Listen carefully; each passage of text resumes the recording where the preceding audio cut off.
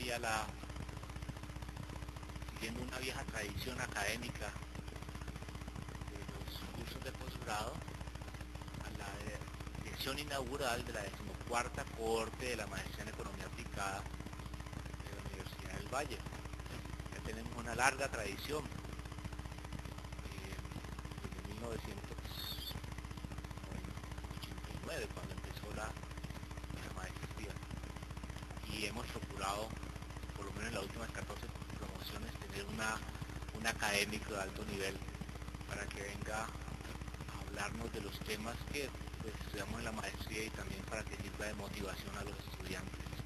Entonces ese es el propósito central de esta charla del día de hoy. Lo segundo es que muy amablemente Luis Armando me ha solicitado del Banco de la República que haga una presentación del libro que acaba de editar el Banco de la República con la edición de Luis Armando, precisamente de la economía de las grandes ciudades en Colombia, 6 estudios de caso, que queda, digamos, el segundo platillo. No, mentira, yo pienso hablar corto, es una presentación del libro. Tenemos dos motivaciones para los que quedan hasta el final. Primero, una merienda con algunos vinitos, y también Luis Armando y el Banco de la República muy generosamente nos ha traído algunos ejemplares del libro que voy a presentar y que pues obviamente le entregaremos a los estudiantes de la maestría y a las personas obviamente que sobran pues a las personas que están aquí en el auditorio, a los profesores en general. Bueno, entonces primero que todo pues muchas gracias Luis Armando por dar nuestra invitación. Luis Armando es de la casa, es estudiante egresado del programa de economía de la Universidad del Valle. Estuvo trabajando mucho tiempo con nosotros, fue monitor de investigación de Alberto Corchuelo durante mucho tiempo, a las personas líderes en el CICSE. Trabajó su trabajo de grado conmigo, después fuimos coinvestigadores. Luis Armando después se fue a trabajar a Desarrollo y allí rápidamente saltó al Banco de la República, Bogotá, de donde muy rápidamente también lo reubicaron en el Centro de Investigaciones Regionales del Banco de la República en Cartagena. Ha venido con su esposa Mónica, que también nos acompaña en el día de hoy. Luis Armando tiene un doctorado, maestría y doctorado de la Universidad de Illinois en Estados Unidos, y ha tenido una larga y fructífera trayectoria académica, donde ha tocado todos los temas imaginables posibles: economía regional, economía de la educación, economía del desarrollo, y hoy nos va a hablar de modelos espaciales, precisamente algunos de los cuales están ilustrados en el libro muy hermosamente con los mapas y con la econometría que está relacionada con este tipo de modelos. Entonces vamos a proceder de la siguiente forma. Inicialmente pues da Luis Armando su lección inaugural, conferencia inaugural de la maestría, y posteriormente tendremos la posibilidad de hacer unas preguntas, y después yo hago la presentación del libro, algo muy breve y sustancioso, y luego seguiremos a materia. Muchas gracias por venir y muchas gracias Luis Armando por su presencia acá.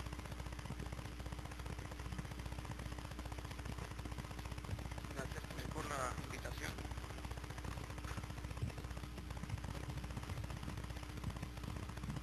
La verdad es que es grato volver a la casa y volver a saludar a los profesores. Pues esta vez contarles algunos de los temas que hemos estado trabajando en el Centro de Estudios Económicos Regionales. Para los que no estamos muy familiarizados con el Centro de Investigaciones, empezó en Cartagena en el año 1997. Yo me uní al centro en el 98. ¿Se escucha bien? Yo me uní al centro en el año 98 y desde ese momento hemos estado trabajando ahí. Ya llevamos 216 documentos publicados, documentos de trabajo sobre economía regional. Uno de los ejemplos que voy a tocar en la presentación es el último artículo que publicamos ahorita en el 2015 sobre crecimiento económico municipal.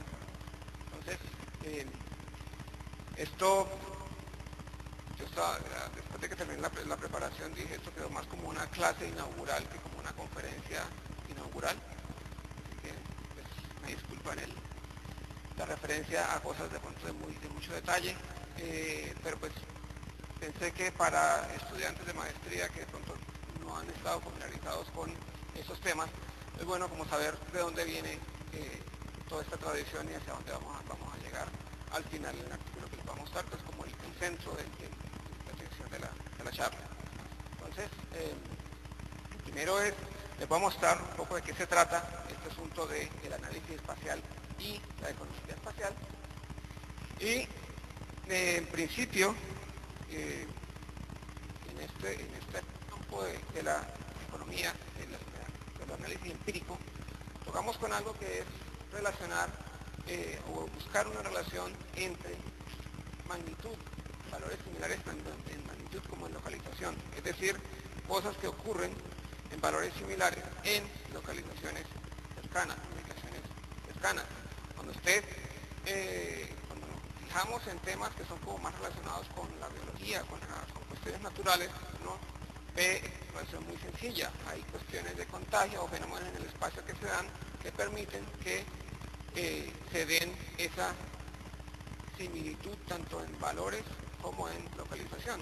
Este mapa lo organicé con base en unos datos que publicaron a principios de año con los casos de chikungunya, algo que nos ha llamado, nos está atacando mucho en los últimos meses, y pues se muestran las áreas donde con valores similares están muy cercanas, las áreas donde hay alta incidencia también en áreas cercanas. A principios del año, el Valle tenía cerca de 263 casos, a final del año pasado 250 de algo, pero en los últimos meses, hoy, para los que vieron el tiempo, la página principal del tiempo, tiene que Jumbo y el otro, Palmira, son los que han portado la mayor cantidad de casos en los últimos meses, a tal punto que ya se tienen cerca de 18.000 casos. Y los datos, los departamentos que tenían la mayor cantidad de casos, Bolívar, Sucre y Santander, ya el Valle los alcanzó. Entonces es algo que pues preocupa y que uno ahí fácilmente puede ver esa relación, o de hecho la gente que trabaja en epidemiología utiliza alguna de estas herramientas para hacer este tipo de análisis, cómo se dan contagio y que, digamos, para poder formular algún tipo de política para contenerla, tienen que hacer uso de algunas de estas herramientas. Sin embargo, para lo que nos ocupa en este momento son principalmente fenómenos socioeconómicos. En esos fenómenos socioeconómicos a veces no es tan sencillo ese análisis de las relaciones que se dan entre los diferentes fenómenos, en diferentes espacios. Y uno lo que tradicionalmente hace en sus cursos de estadística de econometría es averiguar por esa coincidencia en magnitud. Y, por ejemplo, si uno mira un coeficiente de correlación simple, el coeficiente de Pearson, hace relación de, si estamos en series de tiempo, un producto cruzado de dos variables, en donde tenemos el Z sub T y Z sub K.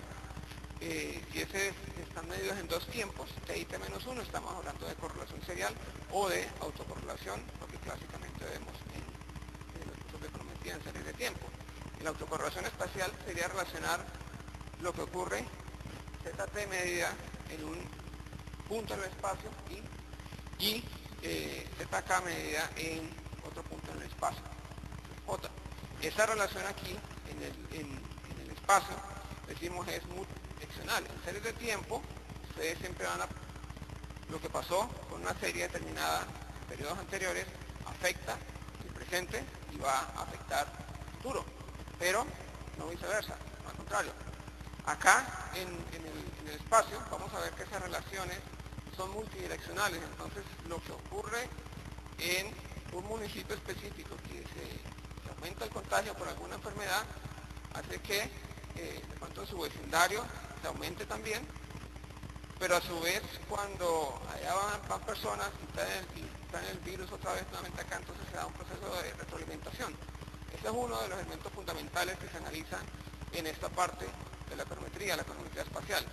No solamente son esos efectos directos que uno tradicionalmente analiza, sino también algunos efectos de retroalimentación. Entonces pasemos a ver, uno de esos índices que utiliza tradicionalmente en el análisis espacial es el índice de Morán, la I de Morán. Este es un índice que se obtiene multiplicando esos dos Z, N y J, las dos localizaciones que dijimos, multiplicada por una matriz W. Esta matriz W se le conoce como la matriz de los pesos espaciales. Y lo que hace es decir como cuáles son los que están compartiendo vecindad. Si I y J, la localización 1 con la 2, con la 3, comparten vecindad, son vecinos o están a una determinada distancia, entonces dice que son, que pertenecen al área de interacción de ese punto I. Los que están por fuera, entonces no se tiene en cuenta.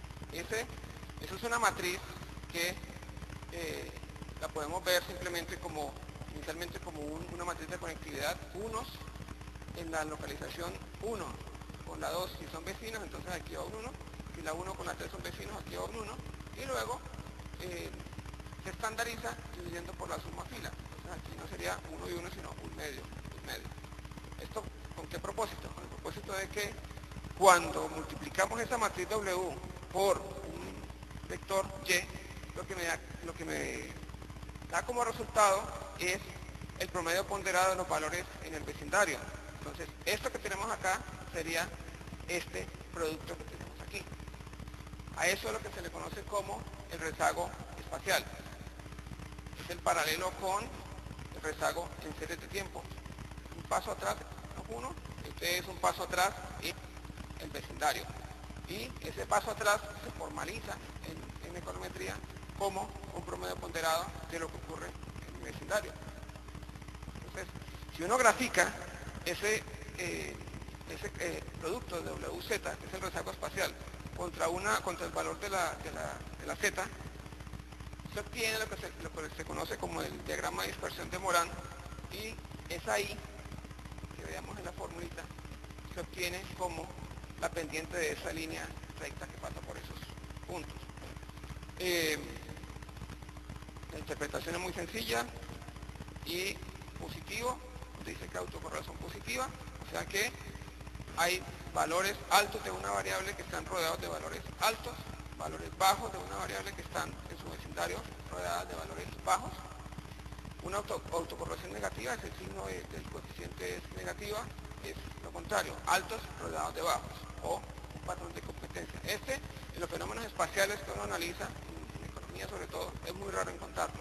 Lo que uno tradicionalmente encuentra es autocorrelación positiva. Si la Z no es significativa, pues sencillamente hay aleatoriedad espacial. Esta es la hipótesis nula sobre la cual se va a trabajar.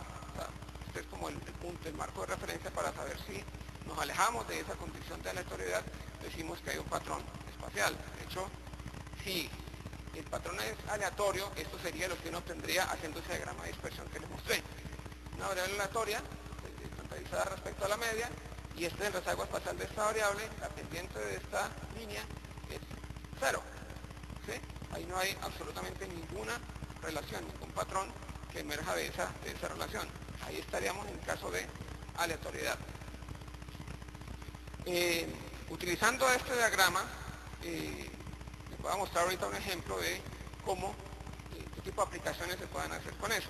En este documento que hicimos con Adolfo Mesa en el 2010, utilizábamos los datos de pobreza de todos los municipios para evaluar patrones espaciales en esa pobreza. Y arrancamos aquí con un diagrama donde mostramos la simple correlación, el coeficiente que les mostré inicialmente, solamente autocorrelación tipo Pearson, para mirar la coeficiente de correlación entre un valor y otro. Estos números que están aquí lo que me indican es la correlación que hay entre un dato en un periodo de tiempo y los datos en otro periodo de tiempo. Decimos que hay persistencia a través del tiempo porque las correlaciones son altas, pero no estamos mirando nada entre los patrones espaciales. O sea, este es el típico índice que tradicionalmente vemos en estadística o en econometría. Cuando empezamos a ver ese índice, este diagrama, utilizando los datos ya de los índices de pobreza.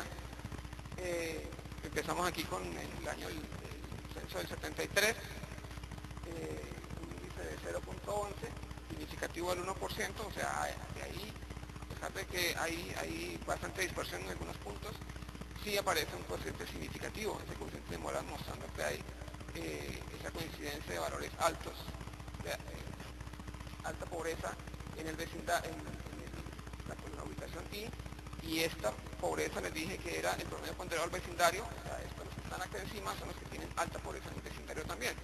Si uno mira en el siguiente año, el 85, los datos del 85, se va viendo mejor el patrón y tiende a aumentar esa correlación. En este caso es de 0.20, significativo del 1%. Ya para el año 93, 0.38, y se va polarizando un poco, porque tenemos muchos municipios que están con bajos niveles de pobreza y bajos niveles de pobreza en su vecindario, esos son los prósperos, y al contrario, los que están con alta pobreza, rodeadas de alta pobreza. En el último año, el índice es 0.63, significativo del 1%, y se ve pues mucho más clara esa relación de que hay un patrón espacial ahí. ¿Listo?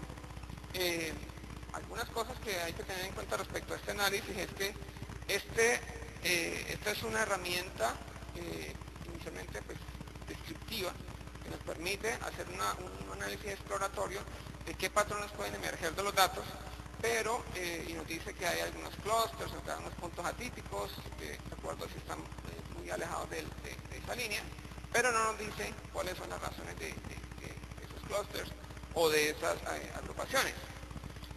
Simplemente rechazamos una hipótesis alterna, una hipótesis nula, donde esa hipótesis nula es que hay aleatoriedad, y nos quedamos con una alterna de que hay un patrón espacial. Cuando uno lo que quiere es averiguar por qué es lo que está detrás de eso, entonces es donde ya viene un tipo de análisis confirmatorio, y ya se requieren algún tipo de análisis más complejos. Y les voy a mostrar aquí dos tipos de modelos que se utilizan tradicionalmente, o que fueron como los caballitos de batalla de esta rama de la econometría, que empezó con el rezago espacial, el modelo de rezago espacial y el modelo de error espacial. Les voy a mostrar en qué consiste. El modelo de rezago espacial consiste en un modelo tipo mínimos cuadrados ordinarios, en donde relacionamos y, x beta y un término de error, pero que tiene el rezago espacial de la y al lado izquierdo de la ecuación, al lado derecho de este lado, llevándolo de esta parte, al lado derecho. Entonces, como tenemos esta y aquí, eso es un término estocástico, eso no lo podemos tener a ese lado para hacer la estimación de esos parámetros de rho y de los parámetros beta. ¿Qué es lo que tenemos que hacer? Bueno, ese término autorregresivo hay que despejarlo de ahí, y cuando uno estima o llega a la forma reducida del modelo, pasando a restar, luego factorizando por la identidad menos RW, me queda la identidad menos RW a la menos 1, que multiplica a este término que tenemos acá. Este modelo es no lineal por naturaleza. Usted, para sacar este término ρ de aquí, para hacer esta estimación, eso es un parámetro que hay que estimar.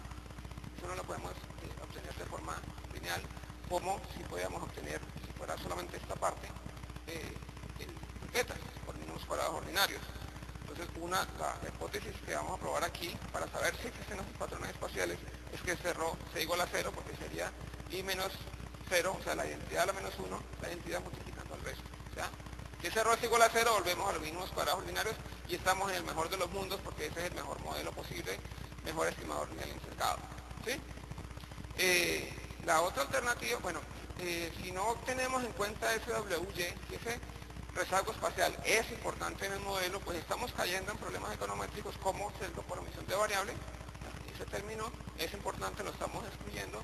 Los betas que tenemos de ahí son sesgados. Además de sesgado, es inconsistente, o sea que ni porque aumentemos la muestra a infinito nos va a converger al valor poblacional que sea sesgado. Entonces, tenemos magnitud errada en los coeficientes y probablemente signo errado. La otra alternativa es un modelo de error espacial que incorpora los efectos espaciales en el término de error, y esto lo que hace es tratar de corregir algunos patrones de esos fenómenos espaciales, pero en el término de error. Esto de manera residual. En última lo que está haciendo es corrigiendo la matriz de varianza coherencia del término de error para poder obtener una inferencia pues, creíble.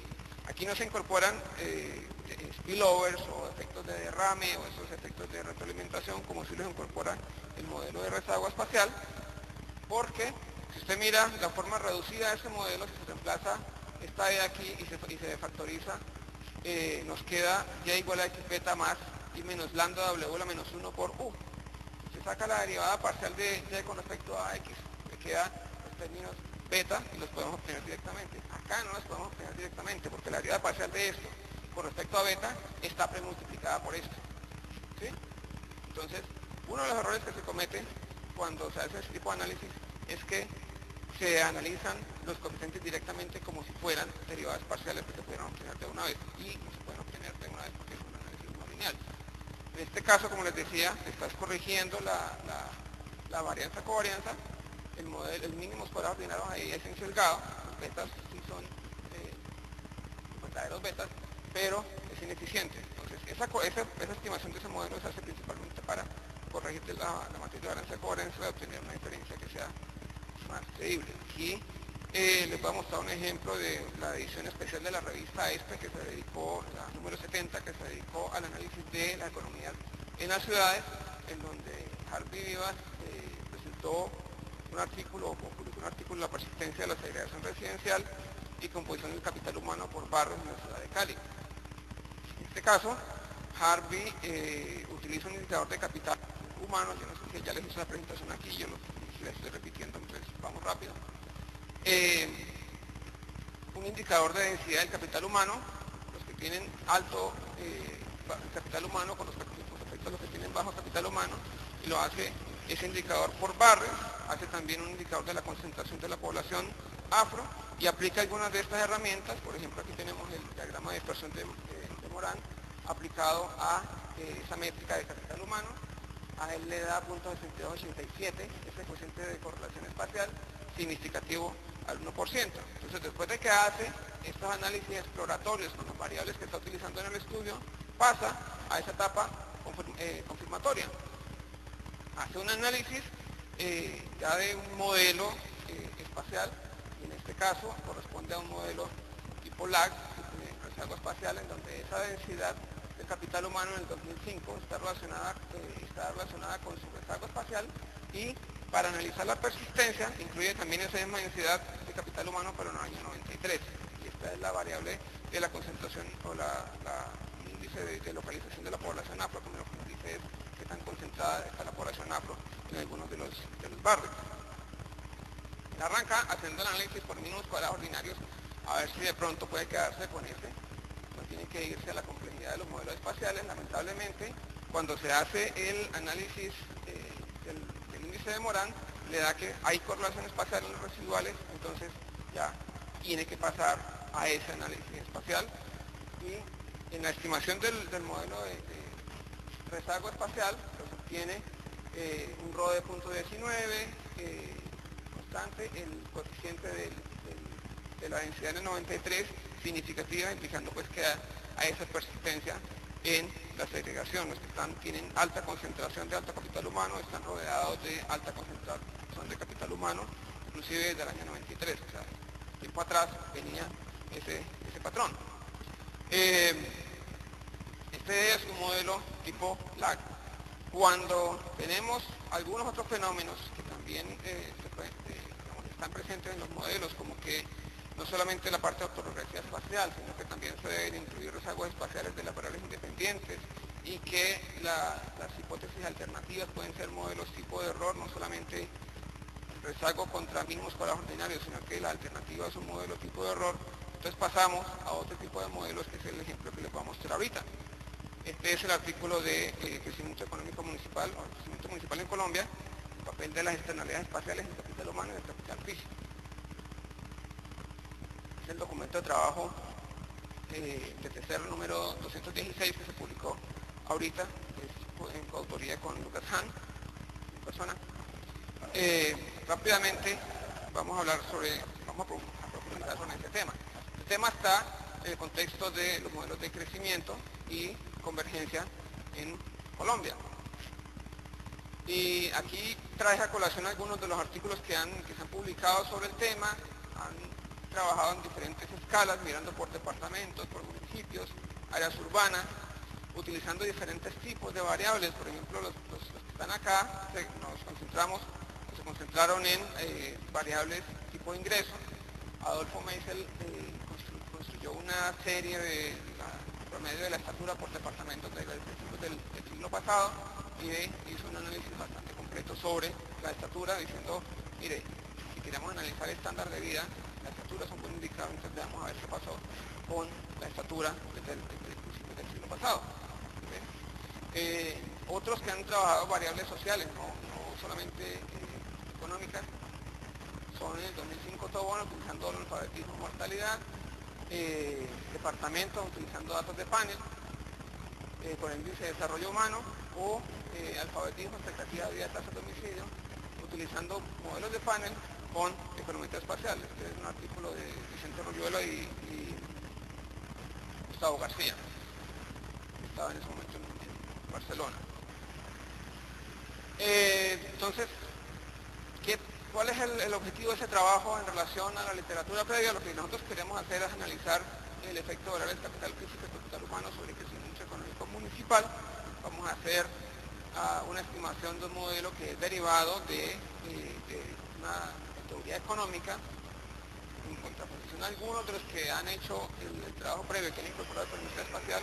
Lo que hacen es tratar de ver si existe el problema de la dependencia espacial, pero no hay ninguna explicación sustantiva de qué pasa con qué significa ese ROH, o qué pasa con esas derivadas cuando uno ya hace el análisis del modelo reducido. Además, mirar si finalmente convergencia o no bajo este contexto. Uno de los problemas que uno encuentra cuando está tratando de trabajar a nivel municipal es que las cifras para el PIB o para el ingreso no están disponibles. Desde el 2011 el DANE empezó a calcular un indicador que se llama la importancia económica municipal, en donde cogen cifras del sector agropecuario, del sector financiero, de industria, de todos los sectores por departamentos, y utilizan algunos coeficientes para distribuir los valores del PIB departamental en cada uno de los municipios. Entonces, el pecuario, tenemos un inventario de ganado vacuno, podemos saber cuánto puede participar algunos de los municipios en el PIB pecuario departamental, y se le aplica esa participación al PIB departamental y se obtiene cuánto es el pecuario municipal. En el sector financiero sabemos cuántas captaciones tienen cada uno de los municipios, entonces se puede utilizar ese coeficiente para aplicárselo al PIB del sector financiero departamental y obtener cuál sería el PIB financiero municipal para cada uno de los municipios. Y así con cada uno, lo hacen con cada uno de los sectores. Entonces, se obtiene un dato del valor agregado municipal. Nosotros aquí hicimos el mapa del PIB, el valor agregado per cápita municipal. Y pues, de entrada uno lo que observa ahí es la idea con la que arrancamos la presentación. Y esa coincidencia de los valores altos, los valores naranjas, los valores rojos, están cerca unos de otros, y los valores que están en azul son los que tienen bajo PIB per cápita o bajo valor agregado per cápita. Entonces ya podemos asumir que lo que vamos a encontrar aquí es que esos patrones hay que modelarlos, ¿listo? Pero lo que queremos hacer en este trabajo es modelar crecimiento. Entonces, ahorita les voy a explicar de dónde sacamos el PIB, el valor agregado para los otros años, y mirar el crecimiento. Veamos un poco en qué consiste la metodología. Arrancamos con un trabajo que hicieron Ertl y Koch en el 2006 en el Journal of Applied Econometrics, que inicia con el modelo de Mankiw, Romer y Wild del 92, proponiendo una función de producción tipo Koch-Douglas, donde tiene el producto, un factor tecnológico, capital humano y empleo. Ese factor tecnológico lo descomponen en varios elementos. Uno es un elemento que me da cuenta de un factor tecnológico exógeno, más o menos siguiendo la línea de Solow, diciendo, pues eso es un valor inicial más una tasa, más un factor que me da el crecimiento de manera exógena. Además, se incluye la acumulación de capital físico sobre esa tecnología, un poco en la línea de Arrow y Romer. Por otro lado, esas externalidades del conocimiento provenientes del capital humano también se incorporan diciendo la mayor acumulación de capital humano afecta a ese componente tecnológico. Y por último, las externalidades espaciales o el componente espacial viene en el último componente que tenemos acá. Y esto es cada uno de los componentes tecnológicos del nivel secundario. ¿Qué es lo que estamos tratando de decir aquí? Que cómo el progreso tecnológico de un municipio afecte su propia ubicación, no es independiente de lo que pasa a su alrededor, ¿sí? O lo que pasa en alrededor está afectando la acumulación de capital. El capital físico uno lo puede ver fácilmente. Si se construye una carretera, pues eso no solamente es para que haya conectividad en un municipio consigo mismo, sino que haya conectividad de un municipio con el resto, sobre todo con ciudades nodales. Entonces, ese capital físico que invierten en otros municipios está afectando también el crecimiento en este municipio. ¿Listo? Cuando se reemplazan todos estos elementos en esta función, me queda la función, para llegar al modelo reducido, debemos reemplazar todo esto aquí, y eso es lo que hacen Ertug y Koch, que hacen la derivación final de todo el modelo, y llegamos a una estimación que ahorita les voy a mostrar ya de familiar en el campo de la economía espacial.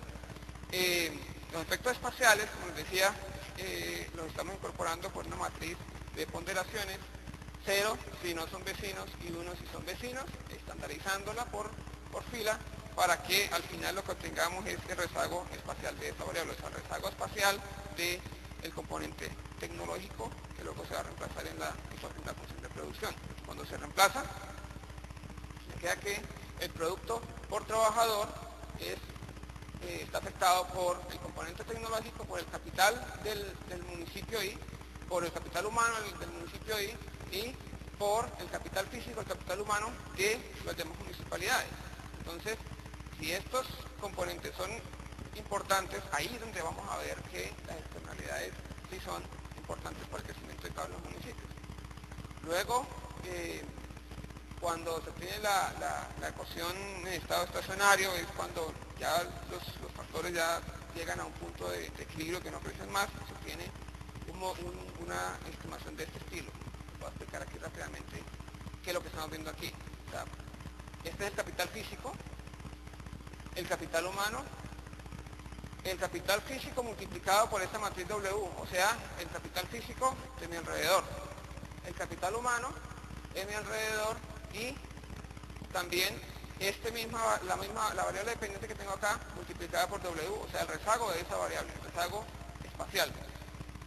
Con esto, lo que estamos diciendo es, no es solamente los factores propios de cada municipio lo que afectan cómo es el desempeño de cada uno de los municipios, sino lo que está pasando con alrededor en términos de los factores y en el PIB. Cuando se mira la tasa de crecimiento, se mira la variación a través del tiempo, en esta ecuación obtenemos que esa tasa de crecimiento es una función del PIB inicial, del capital inicial, el capital físico inicial, el crecimiento poblacional y la tasa de acumulación y la tasa de tecnología, la tasa de depreciación, más el rezago de este término que tenemos acá, el rezago de las otras variables explicativas y el rezago espacial de la variable dependiente.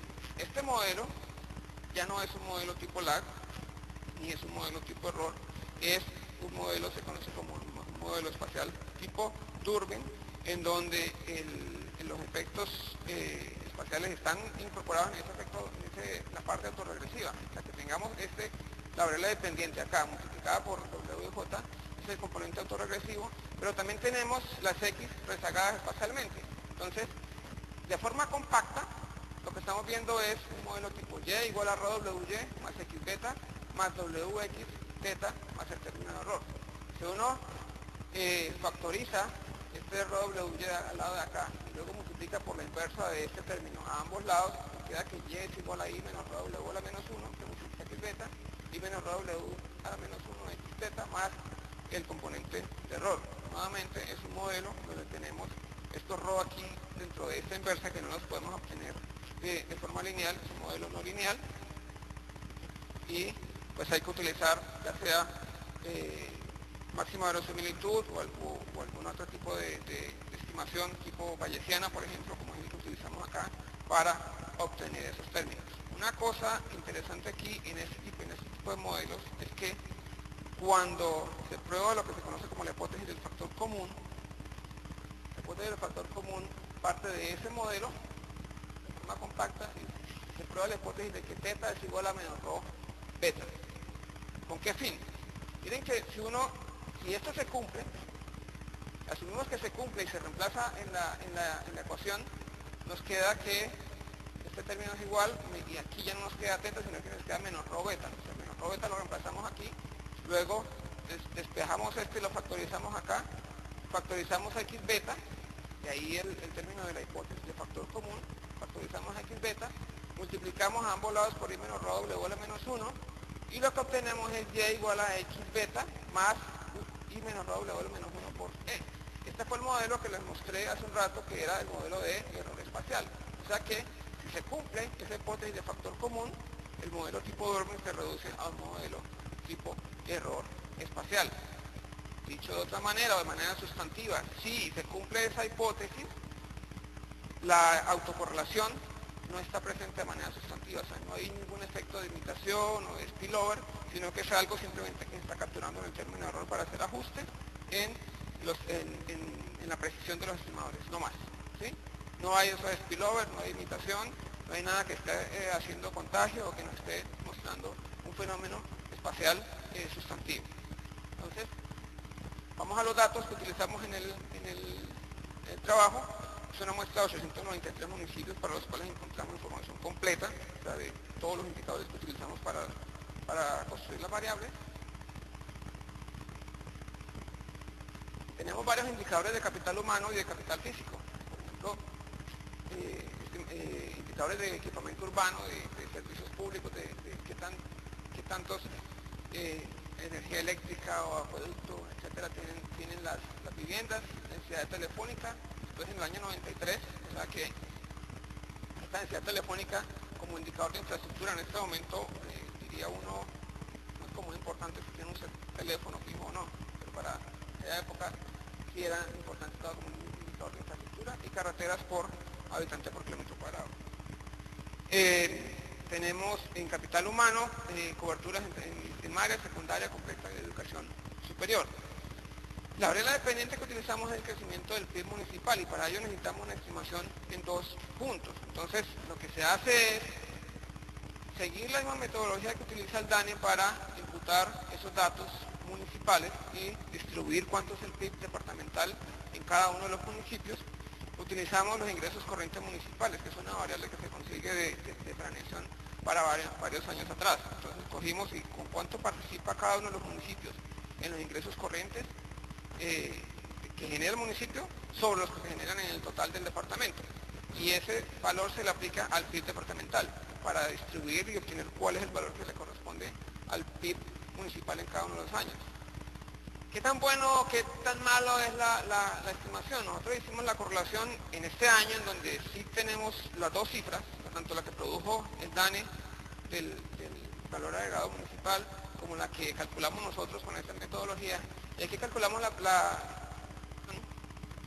y en la mayoría de los casos estamos, o sea, por muy mal que nos vaya, estamos en un 80% de correlación. Además están todas por encima del 90%, o incluso casi cercanas al 100%. O sea, para cada uno de los departamentos, que también ese cálculo que estamos haciendo imputando de esta manera, el PIB está reflejando en realidad la actividad económica del municipio.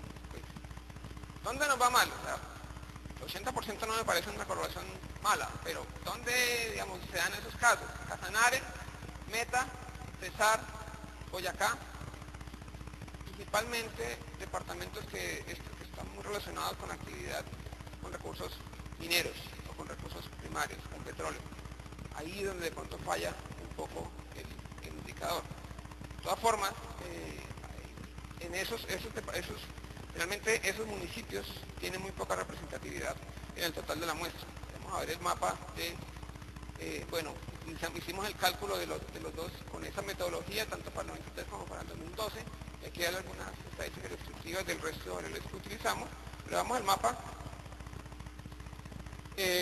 Los municipios petroleros, estos donde de pronto estamos fallando en algunos casos con esas correlaciones, pues no son tantos en relación a todos los que están sobre las cordilleras, que son los que están ocupando la mayoría de la muestra. El PIB inicial calculado con eso, y está la tasa de crecimiento. De nuevo aquí también puede uno ver los amarillos cercanos a los amarillos, naranjas cercanos a naranja, verdes que son bajos cercanos a verdes. Entonces, de nuevo, esos patrones espaciales tanto en la parte del PIB inicial como en el crecimiento. Entonces, pues es lógico que se deban incorporar este tipo de metodologías o, digamos, este análisis en las regresiones. Vamos a ver en qué obtenemos de resultados. Nosotros también tratamos, de la misma manera que le mostré el artículo de Harvey Vidal, de ver si esto funciona simplemente con mínimos cuadrados ordinarios. O sea, si uno puede mirar, hacer la regresión entre tasa de crecimiento y el PIB inicial para mirar lo que se llama la convergencia no condicional, simplemente utilizando mínimos cuadrados ordinarios. Hace la estimación, se obtiene un coeficiente negativo significativo, una vida media de 31 años, que nos dice que aproximadamente en 3 décadas se necesitan para cerrar la brecha a la mitad. Utilizamos un modelo un modelo condicional, donde incorporamos capital humano y capital físico, también estimado por mínimos cuadrados ordinarios, y el condicional restringido. Esto, aquí es donde viene el tema de Mankiw, Romer y Weil. Para poder hacer el cálculo de los parámetros del modelo, final obtener los parámetros estructurales, se debe cumplir la hipótesis de que la suma de estos tres coeficientes tiene que dar 0. Entonces, si se impone esa restricción, queda la resta entre ciertas variables, y este es el modelo restringido de Mankiw, Romer y Weil. Si no se cumple esa restricción, se le conoce como la restricción de sobreidentificación. Los parámetros están sobreidentificados y no puede recuperar los parámetros estructurales. ¿Listo? Entonces, hicimos las tres estimaciones y probamos con el estadístico de Morán en su versión para los residuales, que es un poco más compleja que la fórmula que les mostré hace un rato. En todos los casos nos da un coeficiente que es significativo, diciendo, mire, hay problemas ahí con el tema de los efectos espaciales, entonces no nos podemos quedar lamentablemente con este modelo más sencillo. Entonces, pasamos a la estimación que sugiere el modelo de Arthur y Koch del 2006, que es un modelo tipo Durbin, y se hace una estimación por métodos bayesianos. Yo les voy a explicar por qué optamos por ese tipo de estimación, y se realizan los diagnósticos para saber si existen o no existen spillovers en este caso. Entonces, cuando hicimos la estimación por máxima verosimilitud, que también es mucho más sencilla de entender y de hacer derivadas, tuvimos problemas porque esto es una estimación no lineal, y en algunos casos el software lo que hace son aproximaciones matemáticas para entregar resultados. La varianza de coherencia, las varianzas nos estaban dando negativas.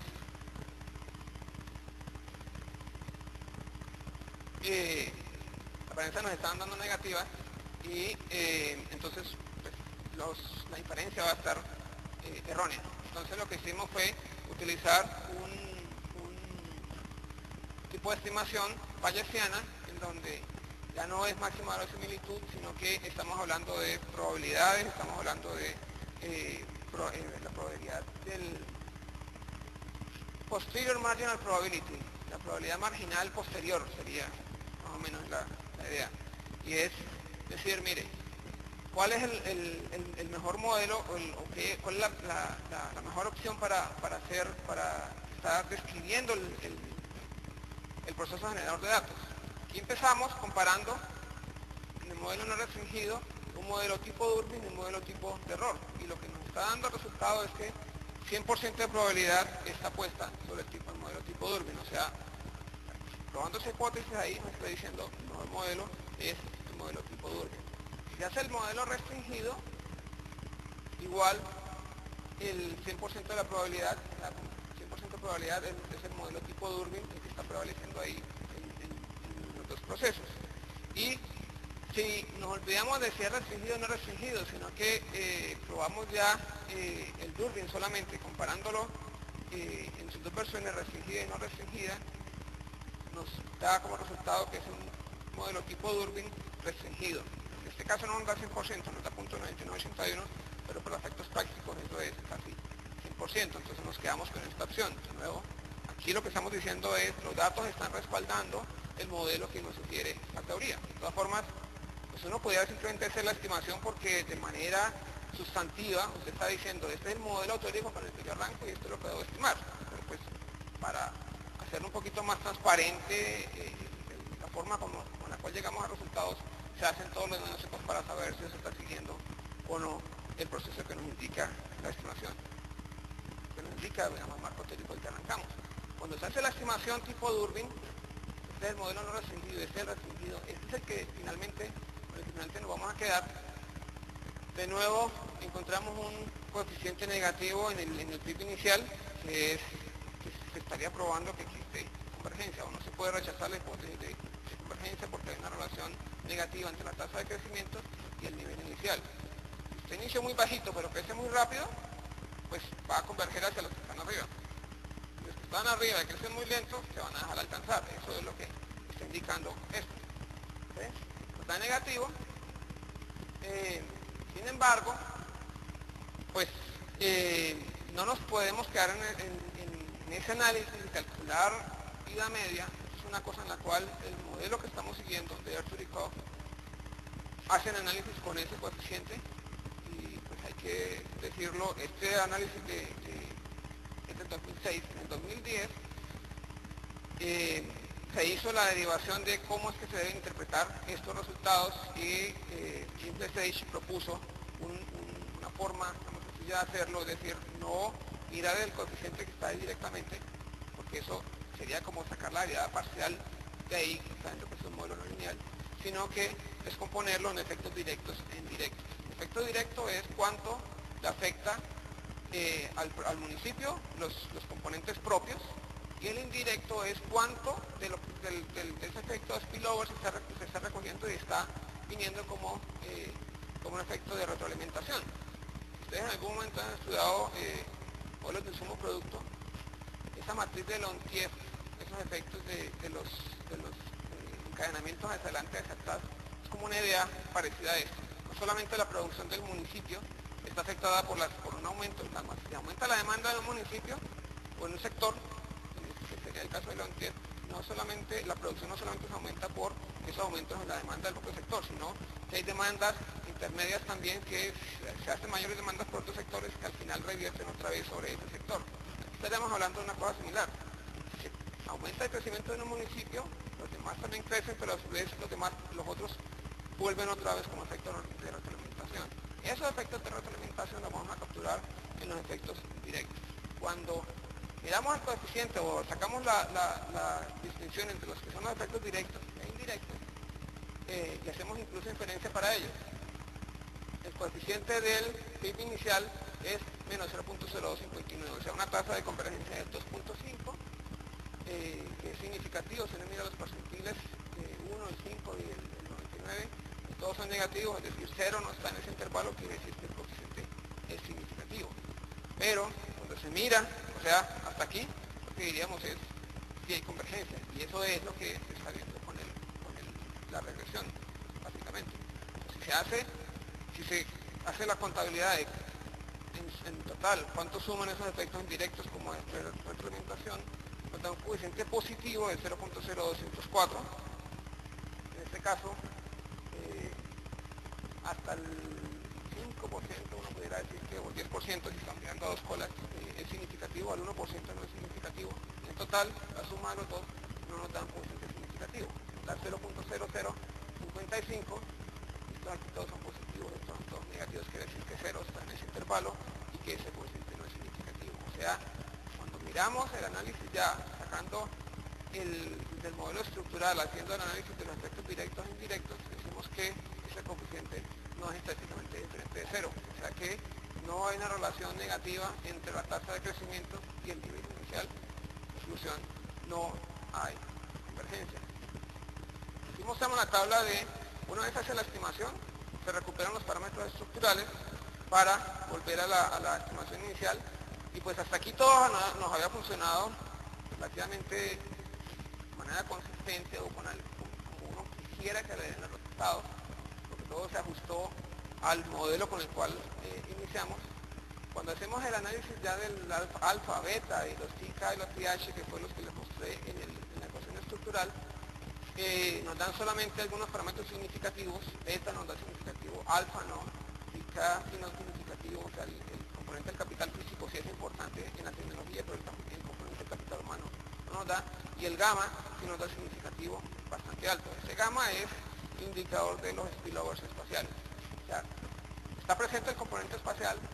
Hay unos parámetros que sí nos dan significativos en la ecuación estructural, pero que, digamos, es algo que pues, nos dan inclusive negativos. Los coeficientes, si uno mira, el del alfa, que es el del capital, es negativo, y acá también el del capital humano en la tecnología negativo. Pues, negativo en magnitud, pero para efectos estadísticos es 0. ¿Sí? Hemos tenido mucha discusión, todavía estamos en documento de trabajo tratando de ver, bueno, cuáles son las implicaciones de esto para ponerlo un poco, contextualizarlo en de los resultados. Pues uno esperaría que tanto capital como físico como capital humano le aporten de manera positiva y que sean significativos, en ambas especificaciones lamentablemente no nos dieron, pero bueno, es algo que por lo menos hasta la primera parte del trabajo completamos, digamos, varios de los objetivos, mostrando la importancia de los spillovers, mostrando cuál es la relación digamos, si hay ese proceso de convergencia o no, y pues hasta allí el modelo dio, digamos, lo que uno esperaría. Entonces, yo termino aquí concluyendo, pues, uno, tratando de resaltar la importancia de este tipo de análisis, sobre todo si ustedes en algún momento quieren trabajar temas a nivel regional, porque ustedes, si uno en el trabajo empírico se da cuenta que datos se encuentra para municipios, para ciudades, para digamos, importes transversales, se encuentra montones de información, pero cuando va a hacer análisis de serie de tiempo, la información es mucho más limitada a nivel regional. Entonces, pues, esos spillovers aquí son importantes, y muchos otros ejemplos que ustedes puedan encontrar que tengan una georreferenciación. El mejor modelo aquí es un modelo Durbin, en donde hay unos spillovers que están siendo capturados por ese modelo. El capital físico, aquí el capital humano, aquí es más importante, el ingreso del capital físico, no lo es tanto en otra especificación. No hay convergencia, y si no hay convergencia, pues la recomendación aquí es que pues no dejemos que el mercado trate de resolver las desigualdades por su cuenta, porque no lo está consiguiendo.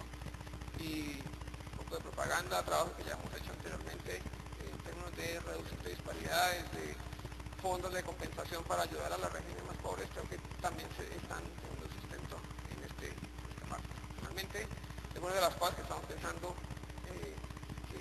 digamos, como extensiones a ese trabajo, mirar pues, este tema de qué es lo que está pasando con esos factores, un poco ya no quedarnos solamente con cobertura, sino mirar capital humano, mirando calidad de la educación, y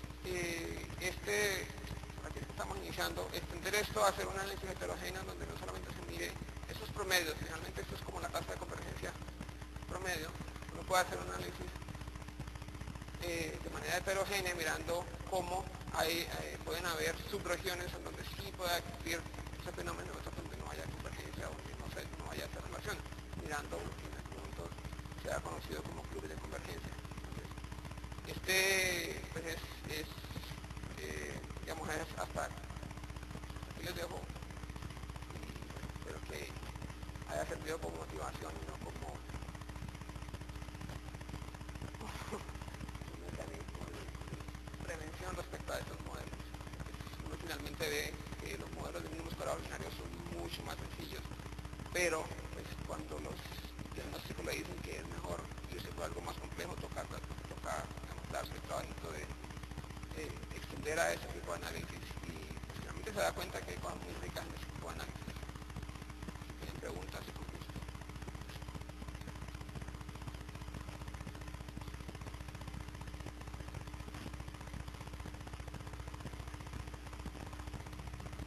¿Hay preguntas, dudas, inquietudes, participaciones? Javier, luego Leonardo.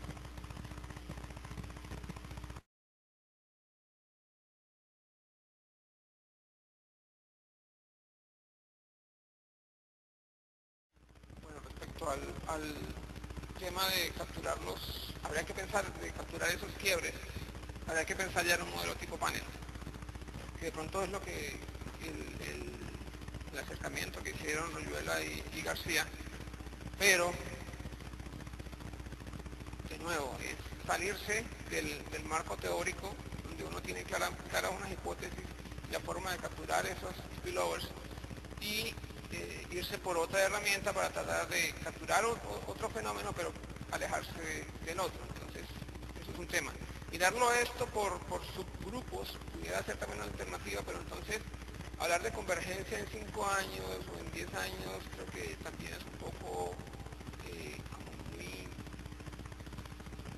Sí, es muy corto plazo. Esto es una cosa que se da de largo plazo. De hecho, cuando se hace la derivación estamos hablando de estados estacionarios que se dan en largo plazo, pues eso de largo plazo no son 5 años, son 3 años. Con respecto a la descentralización, hay un trabajo que sacó Ignacio Lozano y Juan Manuel Julio, donde capturan o le están modelando específicamente el efecto de descentralización sobre el crecimiento municipal. No lo hacen de esta manera, hacen otro tipo de análisis por departamentos y les da pues que sí es importante, pero entonces, de nuevo, el análisis de ellos lo que hace es concentrarse en la descentralización, se olvidan de capital humano, se olvidan de capital físico y miran la variable de descentralización que tanto le ha pegado al crecimiento municipal, al crecimiento departamental, perdón. ¿Cuál es el problema? Que finalmente o la lectura que yo hago de eso es que ahí lo que están capturando es este efecto de capital humano y de capital físico que no incorporan en la función de producción. De hecho, al final ellos hacen un modelo ya condicionado donde sí incorporan capital humano mirando coberturas de capital humano y se les reduce el impacto de la descentralización.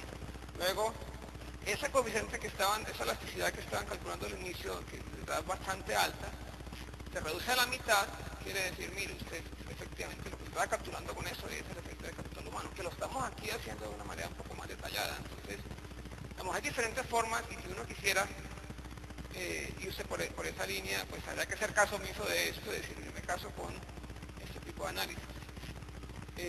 Y la otra, unión de municipios, eso ya es una cuestión más de política. Ayer en el foro que tuvimos sobre Cali y sobre el libro en el Banco de la República, se hablaba de Cali como región, no como ciudad metropolitana, sino como ciudad-región, que Jamundí está creciendo porque Cali está creciendo, o sea, mucha gente se ha ido a ver a Jamundí, se ha ido a Palmira, entonces hay que pensarlo como una región, pero los municipios no van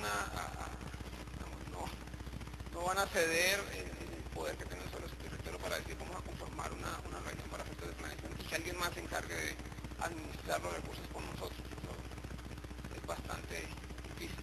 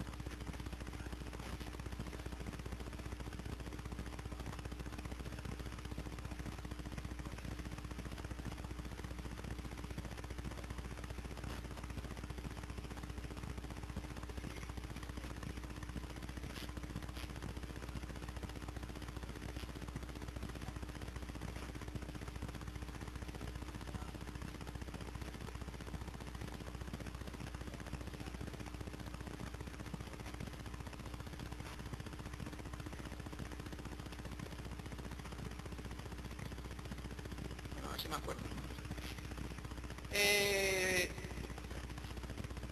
Las regiones, eso digamos, tendríamos que pensarlo dentro de un análisis heterogéneo y estamos trabajándolo ya para hacer de la misma manera que como se hace en la regresión ponderada geográficamente, CWR, que es una técnica también que es muy utilizada para hacer análisis exploratorios, pero ya en regresión.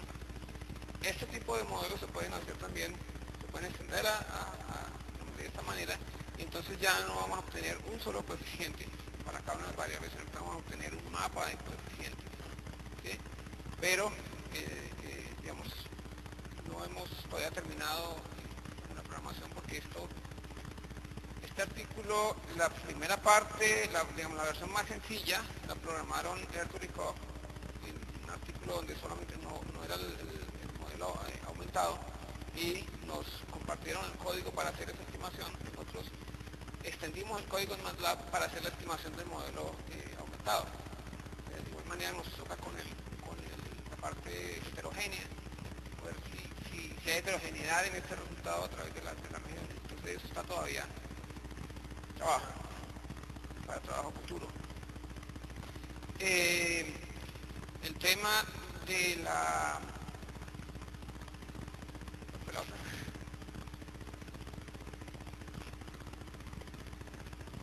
bueno, ¿qué hay detrás de esas correlaciones? Sí, listo. Uno quisiera tener más que la matriz de peso espacial no solamente refleje si está uno cerca o no, sino si efectivamente hay interacción o no. Y una forma fácil de hacerlo sería tener cuánta gente está viviendo en Jamundí y está trabajando en Cali, ¿sí? Y tener eso para el año 93 y para el año 2012. No lo tenemos. Entonces, ¿cuál es el problema aquí? Básicamente de información. En Indonesia hicieron alguna vez una estimación de este tipo de modelos utilizando relaciones de insumo-producto. Entonces, pues, claro, como ellos son todos islas, usted tiene una contabilidad perfecta de cuánto sale de esta isla, de este puerto, y llega a este otro puerto, ahí tienen todo el registro por sectores, carga, peso, etcétera, valor, todo. ¿Sí?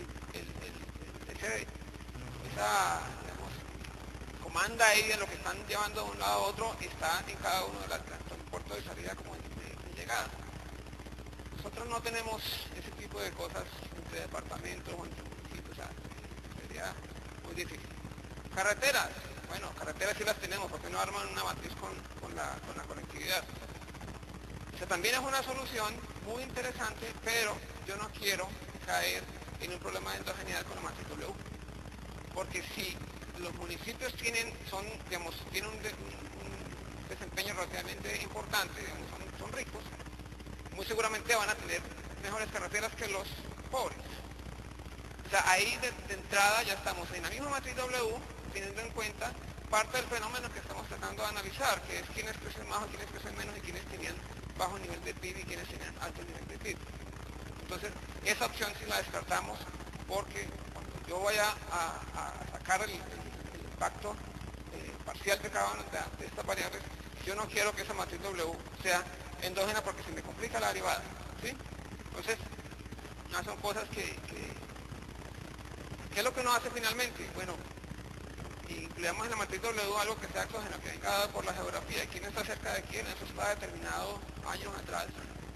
Los municipios decidieron tener los límites que tienen en este momento. Han habido segregación y cambios de fronteras, etcétera, pero volvemos a las fronteras iniciales y ya nos quedamos con eso. Ya respondí a todas. La del capital humano, bueno, en algunos municipios los coeficientes no funcionan en la ecuación estructural. La semana pasada que estuve en el ICESI, la misma pregunta, y bueno, pero ¿por qué? ¿Y por qué es negativo? ¿Por qué que no es significativo? Uno esperaría que eso finalmente en la función de producción se refleja, o sea, que todos los factores sean significativos. Yo lo que creo aquí es que hay un gran peso de municipios que son agrícolas, que son rurales, en donde usted póngale doctores, póngale gente con maestría, con todo el capital humano que quiera, eso no crece por eso. Ese no es el factor, o son los factores. Son otras cosas, es de pronto disponibilidad de recursos a nivel de recursos naturales, son los que tienen, digamos, otras cosas que no se están teniendo en cuenta en capital físico o capital humano. ¿Sí? Básicamente dependen de las transferencias del gobierno, más del 80% de su presupuesto lo que están ejecutando es por las transferencias del gobierno. Entonces aquí no lo estamos capturando con eso. Y hay muchos municipios que son rurales, que son pequeños en la muestra y que de pronto eso es lo que está acercando hacia ese lado. Es una hipótesis que tengo, pero pues habría que, una vez se haga el análisis heterogéneo, ya pudiéramos tratar de discernir entre esos son los que son zonas urbanas, zonas relativamente prósperas, los que son muy pobres, aquí no funciona, aquí la cosa sí funciona. ¿Ya?